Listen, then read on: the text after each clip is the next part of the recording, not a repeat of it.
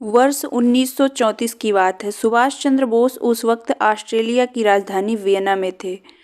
उस वक्त उनकी पहचान कांग्रेस के योद्धा के तौर पर होने लगी थी। सविनय अवज्ञा आंदोलन के दौरान जेल में बंद सुभाष चंद्र बोस की तबीयत फरवरी 1932 में खराब होने लगी। इसके बाद ब्रिटिश सरकार उनको इलाज के लिए यूरोप भेजने पर मन बनाई। हालांकि इलाज का खर्च उनके परिवार को ही उठाना था। वियना में इलाज कराने के साथ ही उन्होंने तय किया कि वे यूरोप में रह रहे भारतीय छात्रों को आज़ादी की लड़ाई के लिए एकजुट करेंगे। इसी दौरान उन्हें एक यूरोपीय प्रकाशक ने द इंडियन स्ट्रगल किताब लिखने का काम सौंपा, जिसके बाद उन्हें एक सहयोगी की ज़रूरत महसूस हुई जिसे अंग्रेजी के साथ साथ टाइपिंग भी आती हो। बोस के दोस्त डॉक्टर माथुर ने उन्हें 2 लोगों का रेफरेंस दिया। बोस ने दोनों के बारे में मिली जानकारी के आधार पर बेहतर उम्मीदवार को बुलाया, लेकिन इंटरव्यू के दौरान वे उनसे संतुष्ट नहीं हुए। तब दूसरे उम्मीदवार को बुलाया गया। ये दूसरी उम्मीदवार थीं 23 साल की एमिली सेंकल। बोस ने इस खूबसूरत ऑस्ट्रेलियाई युवती को जॉब दे दी। एमिली ने जून 1934 से सुभाष चंद्र बोस के साथ काम करना शुरू कर दिया। 1934 में सुभाष चंद्र बोस 37 साल के थे और इस मुलाकात से पहले उनका सारा ध्यान अपने देश और अंग्रेजों से आज़ाद कराने पर था।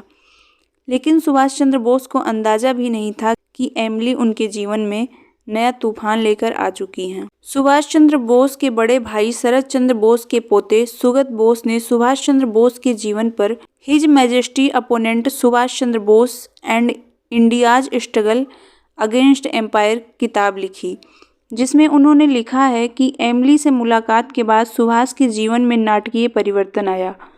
सुगत बोस के मुताबिक इससे पहले सुभाष चंद्र बोस को प्रेम और शादी के कई ऑफर मिले थे, लेकिन उन्होंने किसी में दिलचस्पी नहीं ली थी। लेकिन एमिली की खूबसूरती ने सुभाष पर मानो जादू सा कर दिया।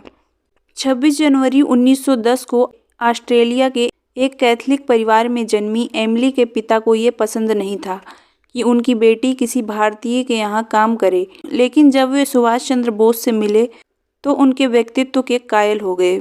सुभाष और एमिली ने शुरुआत से ही स्वीकार कर लिया था कि उनका रिश्ता बेहद अलग और मुश्किल रहने वाला है। सुभाष और एमिली जब एक दूसरे को खत लिखते तो एक संबोधन का इस्तेमाल करते। एमिली उन्हें मिस्टर बोस लिखती और बोस उन्हें मिस सेंकल या पर्ल सेंकल लिखकर संबोधित करते। 5 मार्च 1936 को सुभाष चंद्र बोस ने एमिली के नाम एक पत्र लिखा। पत्र कुछ इस प्रकार है। माय डार्लिंग, समय आने पर हिम पर्वत भी पिघलता है, ऐसा भाव मेरे अंदर अभी है। मैं तुमसे कितना प्रेम करता हूँ ये बताने के लिए कुछ लिखने से खुद को रोक नहीं पा रहा हूँ। जैसा कि हम एक दूसरे को आपस में कहते हैं, माय डार्लिंग, तुम मेरे दिल की रानी हो, लेकिन क्या तुम मुझसे प्यार करती हो? इसमें बोस ने आगे लिखा, मुझे नहीं मालूम कि भविष्य में क्या होगा, क्या हो सकता है। पूरा जीवन जेल में बिताना पड़े, मुझे गोली मार दी जाए या मुझे फांसी पर लटका दिया जाए। हो सकता है मैं तुम्हें कभी देख ना पाऊँ, हो सकता है कि कभी पत्र नहीं लिख पाऊँ, लेकिन मेरा भरोसा करो, तुम हमेशा मेरे दिल में रहोगी, मेरी सोच और मेरे सपनों में रहोगी। अगर हम इस जीवन में नहीं मिले तो अगले जीवन में मैं तुम्हारे साथ रहूँगा। इस पत्र के अंत में सुभाष ने लिखा है कि मैं तुम्हारे अंदर की औरत को प्यार करता हूँ, तुम्हारी आत्मा से प्यार करता हूँ। तुम पहली औरत हो जिससे मैंने प्यार किया। पत्र के अंत में सुभाष ने पत्र को नष्ट करने का अनुरोध भी किया था, लेकिन एमिली ने इस पत्र को संभाल कर रखा। इस पत्र से साफ पता चलता है कि एमिली के प्यार में सुभाष चंद्र बोस पूरी तरह गिरफ्तार हो चुके थे। इस बारे में सुभाष चंद्र बोस के घनिष्ठ मित्र और राजनीतिक सहयोगी एशियन नाम्बियार ने सुगत बोस को बताया था। सुभाष एक आइडिया वाले शख्स थे, उनका ध्यान केवल भारत को आज़ादी दिलाने पर था। अगर भटकाव की बात करें तो केवल एक मौका आया जब उन्हें एमिली से मोहब्बत हुई। वे उनसे बेहद प्यार करते थे।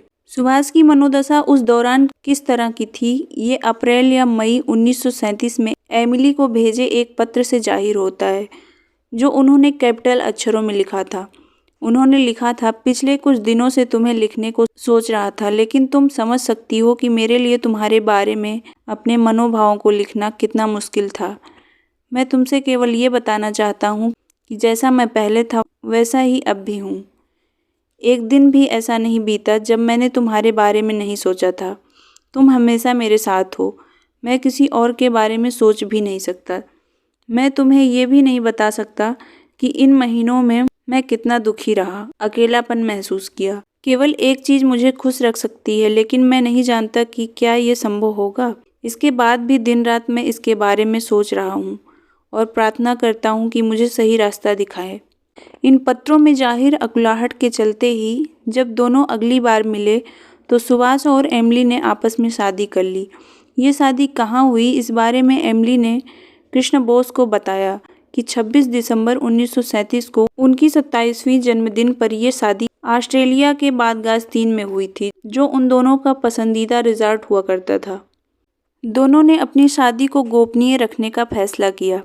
ये शादी इतनी गोपनीय थी कि उनके बादगास्तीन रहने के दौरान ही उनके भतीजे अमिये बोस भी उनसे मिलने पहुंचे थे, लेकिन उन्हें एमिली महज चाचा की सहायक भर लगती थी।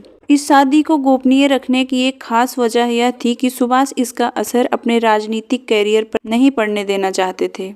किसी विदेशी महिला से शादी की बात आने पर उनकी छवि पर असर पड़ सकता था। शरद चंद्र बोस के बेटे शिशिर कुमार बोस की पत्नी कृष्णा बोस ने सुभाष और एमिली के प्रेम कहानी पर a true love story Emily and Subhash लिखी है, जिसमें सुभाष और सेंकल के बीच में प्रेम संबंधों का दिलचस्प विवरण मिलता है। सुभाष चंद्र बोस एमिली को प्यार से बाघनी कहकर भी बुलाया करते थे। सुभाष चंद्र बोस और एमिली एक दूसरे को बेपनाह मोहब्बत करते थे। 1934 से 1945 के बीच दोनों का साथ महज 12 साल का रहा और इसमें भी दोनों साथ में 3 साल से भी कम रह पाए। इन दोनों की प्रेम की निशानी के तौर पर 19 नवंबर 1942 को बेटी का जन्म हुआ, जिसका नाम अनीता रखा गया। इटली के क्रांतिकारी नेता गैरीवाल्डी की ब्राजीली मूल की पत्नी अनीता गैरीवाल्डी के सम्मान में सुभाष ने अपनी बेटी का नाम अनीता रखा। अनीता अपने पति के साथ कई युद्धों में शामिल हुई थी और उनकी पहचान बहादुर औरत की थी। सुभाष अपनी बेटी को देखने के लिए दिसंबर 1942 में वियना पहुंचे और इसके बाद अपने भाई शरद चंद्र बोस को बंगाली में लिखे खत में अपने पत्नी और बेटी की जानकारी देते हैं।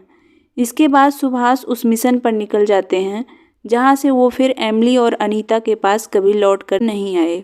लेकिन एमिली सुभाष चंद्र बोस की यादों के सहारे 1996 तक जीवित रहीं और उन्होंने एक छोटे से तार घर में काम करते हुए सुभाष चंद्र बोस की अंतिम निशानी अपनी बेटी अनीता बोस को पाल पोस कर बड़ा कर जर्मनी का मशहूर अर्थशास्त्री बनाया।